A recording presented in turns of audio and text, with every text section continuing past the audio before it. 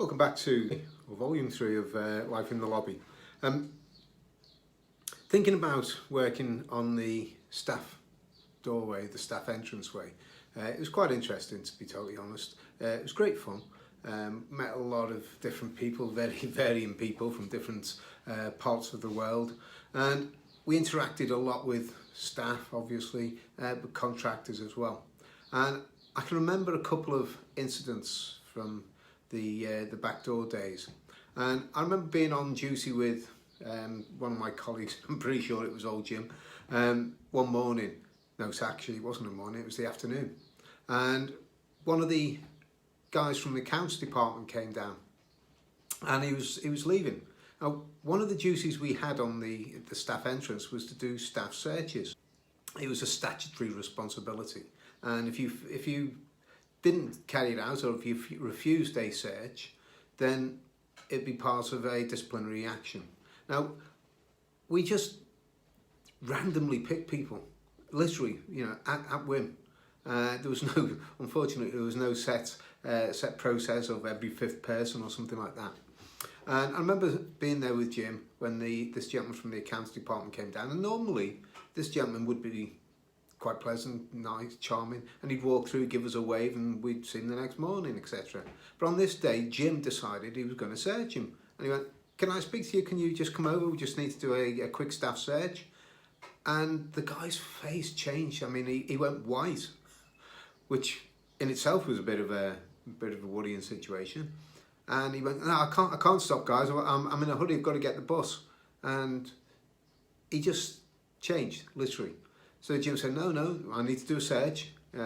Mind just bringing your bags over so we can have a quick check. And he had a briefcase, and he was umming and ahhing, and we got a bit concerned, to be totally honest. So I started to move towards the staff doorway, and Jim was talking to him, and he realised that he wasn't going to get away without having his bag searched. So he comes up to the desk and he plonks his bag on the desk with a big thump. And he goes, "Guys, I've been really stupid." And when we said, "Can you open your briefcase?" and he opened it, and it was full with bags of coins. And that was pound coins, 50p coins, you name it, they were there. And when he said, "I've been stupid," we realised obviously that this money wasn't his.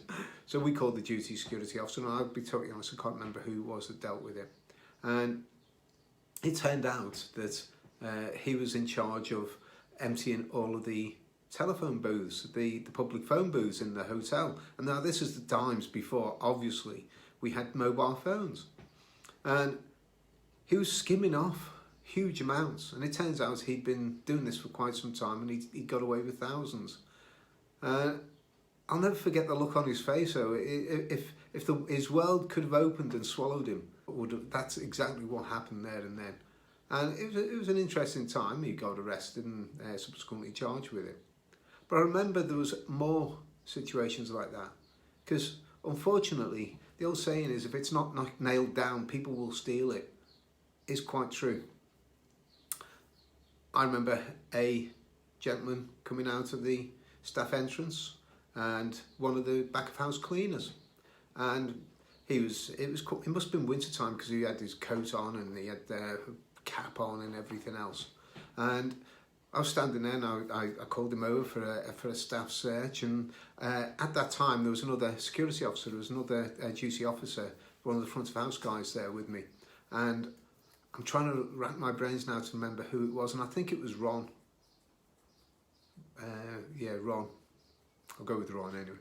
And when I called him over and said, "You need to do a staff search," and he was, "Okay." And normally what would happen is we'd just check bags, etc. But he didn't have a bag. So we asked him to empty his pockets, which he emptied his pockets, there was no problem. And we were standing there, and he seemed to be really nervous. And he'd been stopped before, as most people have. And Ron was looking at him, and Ron's an ex-police officer, and he went, "Take your cap off." And he went, "What?" Because he had a flat cap. He went, "Do you mind taking your cap off?" And he went, "Why?" He said, "I haven't done anything." He said, "Just take your cap off for me." And again, he went, oh, okay. And he took his flat cap off. And inside was a wadge of sliced ham or meats or whatever it was. And he'd stuffed it inside the cap and he was taking it out. He was stealing it. And Ron said, okay. He said, right, have you got anything else? And the guy goes, no, I haven't got anything else. He said, listen, you either tell me now or you tell it to the police. He said, if you tell me now, we won't call the police. We'll deal with this inside. And he went, oh, yeah. And he pulled some more stuff out from the back of his trousers. He had a half a salmon stuffed down his trousers. Half a side of salmon. And Ron went, okay, right, you're under arrest. And he nicked him. And the guy went, but you said you wouldn't call the police. And Ron turned around to him and he says, hey, he says, so I'm a liar, but you're a thief. Live with it. And he was nicked. One of the funniest ones I did hear about, and I wasn't witness to this one though, was that a lady was stopped walking out of the staff entrance. There was a random search again, and when questioned on this, did she have anything? She was adamant that she didn't, but there was something not quite right with her, and it transpired that she was actually trying to smuggle out bags loads of chicken casserole, a chicken casserole that had been on for the staff lunches. Now she put the casserole into bags and hung it between her legs, underneath her skirt, and was trying to walk out with that. The things people will do to steal stuff is ridiculous. Now, 3 incidents with people trying to smuggle stuff out. It was a challenge, but it was, to be honest, it was so funny. The things people would do.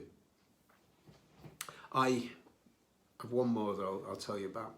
I used to work when I'd gone from the back door and I'd moved on. I was front of house security, and in fact, I think at this time I'd gained the position of assistant security manager. And I was working one day, and we were doing some random staff searches, and on duty was a young guy who was working with us, Tim. Now, Tim is a very good security officer, but even more so, he is a fantastic martial arts, Muay Thai, kickboxing champion.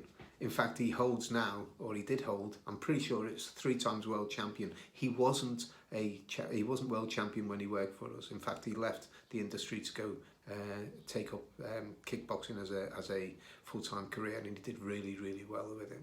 Now, I was on duty, and to be totally honest, back then I was not as fit as I am now, and I'm in my 60s now. And I remember working with Tim, and we had a builder coming out, contract guy, and we said, okay, I just need to do a staff search. Would you mind coming over? And he said, I don't work for you, I'm a contractor, you've got no right to search me.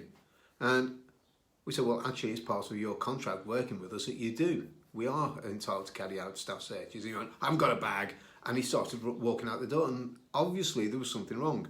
So we didn't have the right to physically take hold of him at that moment in time, because we had no idea that anything had taken place. There was no crime. So all we were doing is saying, right, we need you to come back. We need you to formally refuse a search so we can take your details and we can report it up the line. In other words, he was going to get the sack, or he wouldn't be allowed back on. And he wouldn't stop. He just kept going, no, no, no. And he was pushing past us. And in the end, he started to run. Now, he was running so hard, and he wasn't a fit guy. I wasn't a fit guy then. But we were running after him, and we were literally jogging next to him saying, what's the matter? You've obviously done something. You might as well come back now before it gets too bad for you. And he started really racing. And I had a champion kickboxer running beside me, and he was looking at me, Tim was looking at me. And I went, for God's sake, just stop him. And he just ran past me, and he went and stopped this guy. He didn't have to physically hold him, because this time the guy was absolutely knackered. And we walked him back to the hotel, and we said, okay, right, what do you have? And the reason he was out of breath, the reason he couldn't run fast, was literally because he had stolen a whole section of silver cutlery. And when we counted, I'm pretty sure he had 6 of everything. So that's knives, forks, spoons, dessert spoons, teaspoons, everything. Half a dozen of each, which weighed an absolute ton. And he was obviously arrested. But I will never forget the sight of him trying to run down the road, being literally jogged next to by Tim, who's going, "Mate, you need to come back." So, yeah, interesting times.